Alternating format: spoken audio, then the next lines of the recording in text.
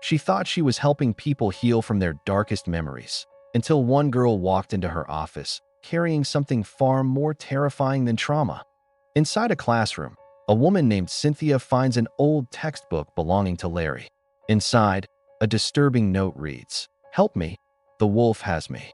Hearing Larry's cries, she follows his voice into the next room, where Larry sits trapped in a cage. A giant wolf head hangs on the wall, and a mysterious bald man sits silently with his back turned. Cynthia urges Larry to step out, reminding him the cage door is already open. The bald man warns her to stay away, but Cynthia keeps encouraging the boy. The moment Larry tries to escape, the bald man snaps. He lunges at Cynthia, shattering glass and slashing her arm before crawling and shouting violently toward her. Remaining completely calm, Cynthia tells Larry they will try again next time, recites a quick incantation, and instantly snaps back to reality. It is revealed that Cynthia is a psychic therapist who literally enters her patients' minds to fight their trauma. However, the work is highly dangerous, as any physical injury she sustains inside a mindscape manifests on her real body when she wakes up. Sitting right behind her is her daughter, Jordan, who has been documenting the session. As Larry wakes up from his trance, he notices the fresh cut on Cynthia's arm and profusely apologizes. Cynthia quickly reassures him that she is fine. Larry then confesses that the bald monster in his mind was actually his former school teacher, a dark detail Cynthia admits she already suspected before concluding the session. Later, while treating her wound in the kitchen, Cynthia asks Jordan to investigate any bald teachers Larry had between the 4th and 12th grades. Afterward, Jordan brings Larry a cup of tea to help him calm down. Trying to make conversation, Larry asks if Jordan inherited her mother's gift and if Cynthia has ever been inside her mind. Jordan reveals that her mother has never used the ability on her, but explains that both of her parents shared the psychic gift, and she is currently training to unlock it herself. Their conversation is suddenly interrupted by a frantic knock at the door. When Jordan opens it, she finds a terrified 14-year-old girl named Riley, desperately begging to speak with Cynthia. Jordan lets her inside and asks if she is alone. Riley explains that her dad is on his way, but she needs to speak with Cynthia before he arrives. Sensing the urgency, Jordan offers her own help if Riley is in danger, but the girl insists on speaking only to Cynthia. Noticing that Riley is violently shaking, Jordan asks what happened. When Riley stays silent, Jordan gently explains that she can't let her see Cynthia without doing a proper assessment first. Riley then reveals that a woman named Agatha told her father that Cynthia could help someone with her specific condition. When Jordan asks what kind of condition, Riley confesses that she constantly sees a dark figure that stares at her like a starving dog. Jordan asks if the entity is in the room right now, and a tearful Riley nods, pointing directly toward a dark corner. Jordan looks, but sees nothing there. Brushing it off, she asks what happened to her arms, but Riley doesn't answer. Instead, she responds that the entity is here and she can feel it. Sensing a sudden shift in the air, Cynthia steps out of the kitchen and instantly freezes when she sees an entity behind the young girl. Just then, Riley's dad, Randall, bursts through the front door. He aggressively insists that they don't need any help, and despite Riley's desperate pleas that Cynthia can save her, Randall forces his daughter out into the night. Disturbed by what she saw, Jordan asks Cynthia if they should call the police, but Cynthia coldly says the authorities can't help Riley. When Jordan insists they should save her, Cynthia warns that a terrifying parasite is attached to the girl and getting involved is too dangerous. The argument quickly escalates until Jordan yells that her father would have helped. Cynthia then reveals the painful truth. That's exactly why her father is dead. Heartbroken, Jordan storms off to her room. Moments later, Jordan secretly searches for Agatha's address on her computer, but quickly switches to information about Doe Ferry, Larry's former teacher, when Cynthia approaches, showing her what she found. Cynthia then admits that Riley frightened her because the entity attached to the girl reminded her of the case that led to Jordan's father's death. While Jordan argues that helping people is what made her father who he was, Cynthia insists this entity is far more dangerous and warns that getting involved could destroy them and bring the same tragedy around them. She adds that the world believes in science, not spirits, and hopes that one day Jordan will understand when to help others and when to protect herself. Jordan quietly agrees. That night, While Jordan is asleep, she dreams about her childhood in their old house. She slowly approaches the attic stairs, calling out for her father, a loud banging upstairs, causing her to wake up in shock. The next morning, Jordan leaves to meet Agatha, while Cynthia studies a sketch of the entity haunting Riley. During their conversation, Jordan asks Agatha if she knows Riley Harris, the girl who visited them the previous day, and mentions that she had given her Cynthia's card to help with her condition. Agatha replies yes and recalls Riley's father, Randall Harris, whose wife died the previous year. She also mentions noticing scars on Riley, though Randall claimed they were self-inflicted. Concerned for Riley, Jordan asks Agatha for Randall's address. Meanwhile, Cynthia asks John, one of her friends, to quietly investigate Doe Ferry, believing he's a dangerous man despite having no evidence. John brushes it off, saying there are more important cases to investigate. Cynthia insists that he knows what she's doing, but John tells her to call him back once she has an actual lead before hanging up. Later, while searching through her books for answers about Riley's entity, Cynthia becomes overwhelmed with fear. Staring at her late husband's photo, she admits she has never encountered a spirit this powerful before and realizes she cannot help Riley. Meanwhile, Jordan tracks down Randall at his house. He dismisses her, insisting his daughter doesn't need a psychiatrist, and tells Jordan to mind her own business before heading back into his workshop. Refusing to give up, Jordan scopes out the property and spots Riley trapped in the basement. She sneaks inside the house and finds a door that she thinks leads to the basement, but when she opens it, it's just a closet. However, when she tries to move the clothes aside, she discovers a concealed door hidden behind them. She briefly leaves to find a screwdriver, goes back to pry the latch open, and once it's unlocked, she slips down into the basement to find Riley. Suddenly, Riley appears and drops a chilling revelation. "Dad doesn't lock me down here. He locks them down here." Before Jordan can process what this means, her phone rings with a call from Cynthia. In that exact moment, Randall ambushes Jordan, knocking her unconscious and cutting off the line. Concurrently, Agatha calls Cynthia to check if Jordan had spoken with Randall.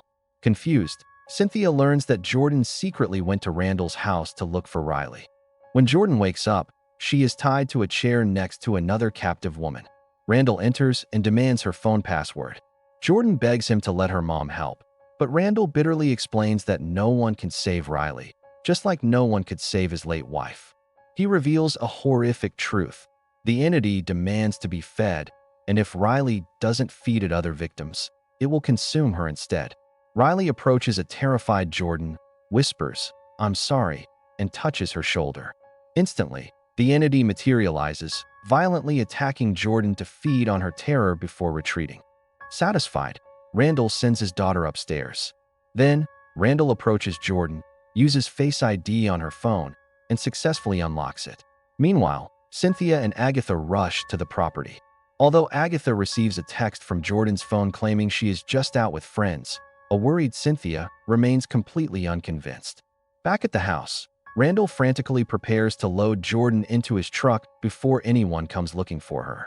Riley, secretly wanting a way out, grabs a pair of pliers and slips back down to the basement. She desperately asks Jordan if Cynthia truly saw the monster. Jordan promises that if Riley unties her, she will take her to Cynthia for help. However, a brainwashed Riley hesitates, stating that Cynthia can't get her dad in trouble because he is only trying to protect her. Jordan agrees, and Riley hands her a pair of pliers before leaving to distract Randall outside. Moments later, Randall realizes Riley took the pliers while Jordan desperately struggles to cut the zip tie restraining her. After a tense struggle, she finally frees herself, releases the trapped woman, and runs for help. But Randall suddenly confronts her with a rifle. Jordan pleads with him to stop, insisting that Riley needs help. Just then, Riley rushes in, begging her father to stop hurting people and admitting she no longer wants to be part of it anymore. As Randall orders her to move aside, the woman suddenly attacks him, causing the gun to accidentally fire and shoot Riley. At that moment, Jordan sees the horrifying entity standing before her. The creature grabs her face, forcing terrifying visions into Riley's mind. Moments later, Jordan snaps back to reality and flees the scene. Soon after, Cynthia and Agatha find Jordan on the road outside Randall's house. While Randall breaks down in tears over Riley's death, before fleeing the scene in his truck. At the police station, John tells Cynthia that Riley's body was taken to Commonwealth Grove Hospital, while the forensics team reveals that more human remains were discovered beneath Randall's property, confirming he had been killing for years. Gladys asks if Randall has been found, but John says not yet, though they will find him soon. He also mentions that Cynthia's suspicions about Doe Ferry may have been correct, as police brought him in for questioning after noticing disturbing behavior on surveillance footage. Meanwhile, Jordan is questioned about the wounds on her arms and explains they happened while escaping Randall. As the detectives describe the horrific crime scene and say she's their best lead in finding him, Jordan suddenly sees the horrifying entity again. Terrified, she stands and retreats across the room, screaming in panic before the entity disappears. Detectives are stunned by her shocking behavior. Shaken and terrified, Jordan asks to go home, and they agree. Back at the house, Jordan insists the entity followed her after Riley died, but Cynthia refuses to believe it and refuses to enter her mind. Hurt and frustrated, Jordan accuses her mother of being afraid to confront the same trauma connected to her father before storming off. Agatha then reminds Cynthia that fear can only be overcome by facing it and tells her Jordan needs her now. Finally, Cynthia agrees to enter Jordan's mind, warning that if an entity is attached to her, it will target her deepest pain. Jordan understands. Cynthia advises Agatha to wake her up immediately if anything goes wrong, and Agatha agrees. Cynthia begins reciting the incantation, instantly reliving memories connected to her late husband's past cases. Pained by the sight of old newspaper headlines, she forces herself to repeat the words, entering a memory of their old house. She spots a young Jordan and approaches her. When Jordan confesses she is too afraid to go inside, Cynthia understands and steps through the door alone. She tries to go upstairs, but as she steps onto the stairs, the entity suddenly lunges and grabs her arms, which instantly begin to burn. In the real world, Agatha sees Cynthia's arms physically burning and quickly snaps her awake. And soon, Jordan snaps back in reality. Moments later, while Jordan is sleeping in her room, Cynthia asks Agatha to stay with Jordan for the time being while she goes outside, as she realizes she needs answers about the entity. Agatha agrees. Soon after, Cynthia arrives at the hospital, where she asks Larry about Samantha Harris, one of their patients who passed away a year ago, and wants to know who her doctor was. Larry remembers that patient but hesitates to provide the information because it's confidential. Cynthia tells him she's desperate because she has a patient suffering from the same symptoms. After some hesitation, Larry gives in and gives her the number of the retired Dr. Whitaker. Soon after, Cynthia meets with Dr. Whitaker, who reveals Samantha rapidly deteriorated from a horrifying illness that medicine couldn't explain. Before dying, Samantha warned him that something evil was feeding on her and made him feel its presence by touching his hand. Whitaker then shows Cynthia the same marks left on his arm and admits he never returned to treat her afterward. He advises that if her patient has the same symptoms, she requires treatment from someone like her, not an ordinary doctor like him. That same night, Jordan suffers another nightmare involving the entity whispering, "Feed me." Waking up in shock, she immediately hears strange noises echoing through the house. Downstairs, Agatha briefly falls asleep, only to jar awake at a sudden sound. Meanwhile, Jordan hears someone calling her name and steps out of her room to investigate. In the kitchen, she catches sight of the entity emerging from behind the refrigerator, only for Randall to lunges from the shadows and attack her. When Cynthia finally returns home, she finds Agatha unconscious on the floor. After Cynthia wakes her, Agatha weakly says someone broke into the house. Cynthia rushes to Jordan's room and discovers she's gone. Panicking, they rush into the police station. John assures them that they have already sent out local news and phone alerts and will soon find Jordan. Meanwhile, Randall arrives deep in the woods and drags out a coffin with Jordan trapped inside. Panicking, Jordan screams for help and manages to push the lid open, but Randall quickly forces it shut with a shovel pressed against her throat. Terrified, Jordan insists she never meant for Riley to die, but Randall explains this was never about Riley, it's about the entity. Since Jordan held Riley as she died, he believes the creature has now attached itself to her, and burying her alive will starve it to death. Ignoring her desperate screams, Randall seals the coffin and buries her underground. Later, police inform John that Randall has turned himself in. Cynthia immediately demands to know where Jordan is, but Randall refuses to speak. Desperate, Cynthia tries to convince John to let her confront him, but John refuses because they have protocols. Cynthia tells him to trust her and mentions that if she cannot take action right now, she might not find her daughter ever again. After some hesitation, John gives in and allows her to enter the interrogation room to talk with Randall, advising her to make it quick while he watches outside the door. Once inside, Cynthia approaches Randall, begins to recite the words, and enters Randall's mind. Inside, she witnesses Riley mourning her dead mother before suddenly seeing a vision of Randall burying Jordan in the woods, revealing her location. Randall forces her out of his mind, warning that Jordan has to die, before Cynthia rushes out of the room. Meanwhile, trapped underground, Jordan discovers a flashlight inside the coffin, but the horrifying entity soon appears beside her, whispering for her to feed it before attacking her. Realizing time is running out, Cynthia rushes into the woods with Agatha. Guided by the vision she saw inside Randall's mind, Cynthia quickly tracks down the burial site. As the police begin closing in on the area, Cynthia and Agatha arrive at the location and start desperately digging through the soil until they finally uncover Jordan's coffin. Cynthia is horrified to see the entity clinging to her daughter, but it suddenly vanishes moments later. When the police arrive in the woods, they lose track of Cynthia and Agatha. Knowing Jordan is dying, Cynthia refuses to wait for the officers and asks Agatha to distract them while she enters Jordan's mind to save her. Agatha agrees and deliberately leads the police in another direction.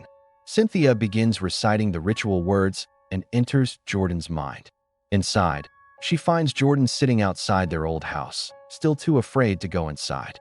Cynthia then enters the house and slowly makes her way toward the attic, where she discovers the haunting image of her husband's lifeless body hanging from the ceiling, unaware that Jordan is quietly following behind her.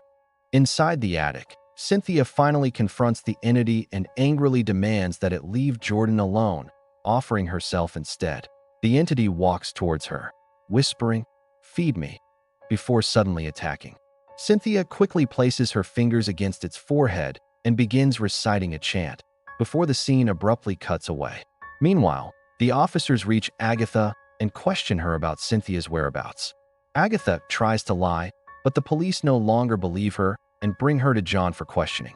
At the same time, Cynthia is suddenly pulled into terrifying visions and realizes she's trapped inside the entity's mind.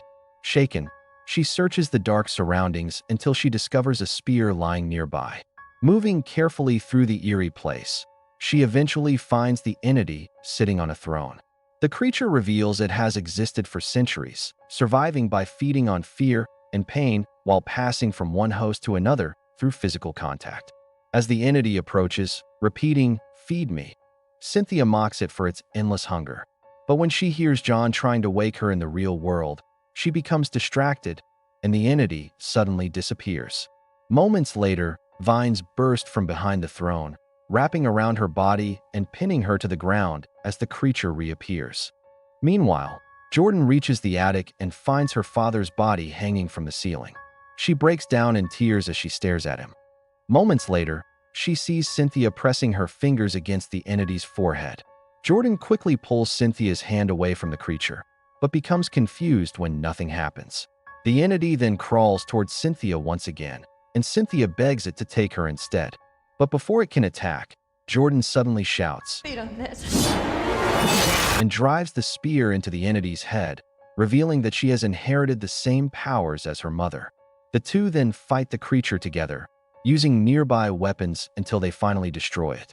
As the entity dies, Cynthia pulls Jordan close and reassures her that it's finally over.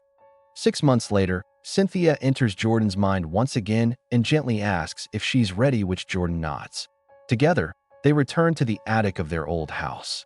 This time, Jordan bravely approaches her father's hanging body and removes the noose from his neck, causing his body to finally disappear. Proud of her daughter, Cynthia tells Jordan she did well. Jordan laughs, and the two share an emotional hug as the movie ends. If you enjoy this video, like and subscribe for more movie recaps like this. Thank you for watching.